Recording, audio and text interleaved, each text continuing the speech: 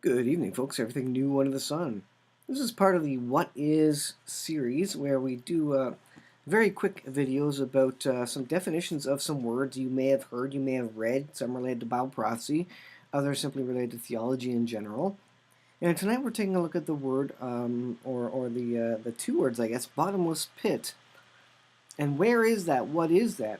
Now, I spoke of this, it speaks of it in the book of Enoch, and I did a video well, in 2017, so 2 years ago. It's 2019 now, obviously, and I will put a link to that in the description. You can watch it, but it's basically reading through Enoch, and I'm speaking about the bottomless pit. But you have on the left-hand side there what I think makes a lot of sense for the bottomless pit being the center of the earth.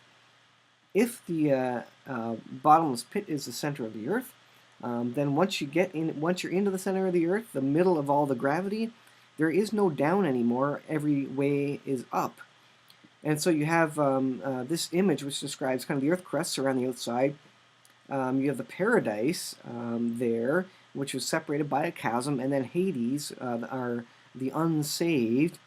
And so this is a holding place, basically, for Satan during the millennial reign of Christ. And it's known as the bottomless pit. I had another image, but I couldn't find the similar one. But we're going to read, let's read Revelation 20 here. And I saw an angel come from heaven, having the key of the bottomless pit, and a great chain in his hand.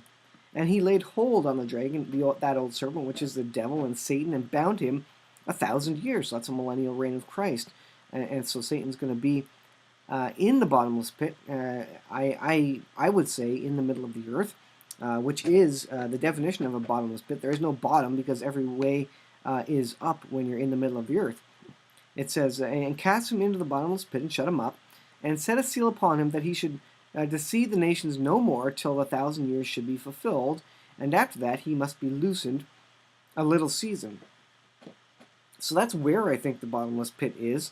And there's some other noted scholars as well. Kent Hovind, for example, I believe he thinks that is a very plausible location for the bottomless pit. God uses his natural creation for a lot of these places, so it makes sense that he would use a natural creation.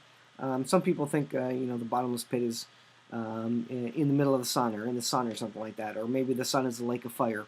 But this is my understanding. At this point, it makes a lot of sense to me. So the bottomless pit, it says this term, Greek rendering, and now I'm reading from the Jack Van Impe Prophecy Bible, where they have a bunch of word definitions at the front. The Greek rendering is pit of the abyss. And it's found 9 times in the New Testament. Of course, Revelation, we're looking in the New Testament there. In each case, it is a place to restrain or hold certain beings from beings which have come under the judgment of God, and that's spoken of in Luke 8:31. It will be the holding place of Satan during the millennial reign of Christ, which is Revelation 21-3. That's the verses you see on screen. A total of 21 judgments are unleashed upon the earth during the tribulation hour. The bowls contain 7 of these, Revelation 16. I just read about the bowls. Forget about that part. There you go, another definition of the bowl judgments, a total of 21 judgments that are unleashed upon the earth during the tribulation hour, which is prior to Satan being cast into the bottomless pit. And so that's the very brief rendering or definition of the bottomless pit. And very briefly again, I think it could very well be in the center of the earth. Now, like I said, I will put the link to the longer video I did, about 23 minutes from 2017, about the book of Enoch, which seems to describe it in a bit more detail. So check that out. And for this one, we will leave it there. You got a little bonus on the bowls. There's no space between the lines there. But anyways, thanks for watching, guys. I hope you're learning stuff as we go through this, and we'll see you guys in the next video.